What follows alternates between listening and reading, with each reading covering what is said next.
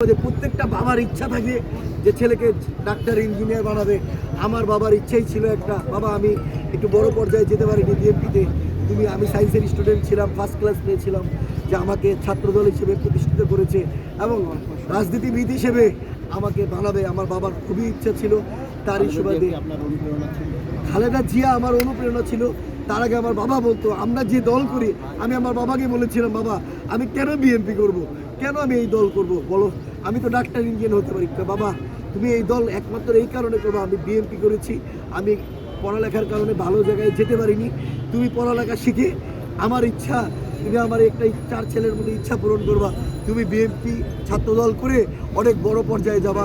এবং আমরা যে দল করি, যিনি 26শে মার্চ স্বাধীনতার মধ্যে দিয়ে এদেশকে স্বাধীনতার ঘোষণা দিয়েছে, 16ই ডিসেম্বর বিজয়ের সূচনা করেছে, এবং আমি যে আসরের একজন রণাঙ্গনের বীর মুক্তিযোদ্ধা সাদেক হোসেন খোকার আসরের আমরা গর্ব করে বলতে পারি, আমরা যে দল করি আমরা একজন মুক্তিযোদ্ধার দল করি এবং মৃত্যুর আগ পর্যন্ত আমরা বুকের মধ্যে ধারণ করব শহীদ রাষ্ট্রপতি জিয়াউর রহমানকে এবং দেশনেত্রী বেগম খালেদা জিয়াকে এবং তারই সুযোগ্য সন্তান দেশনায়ক তারেক রহমানকে।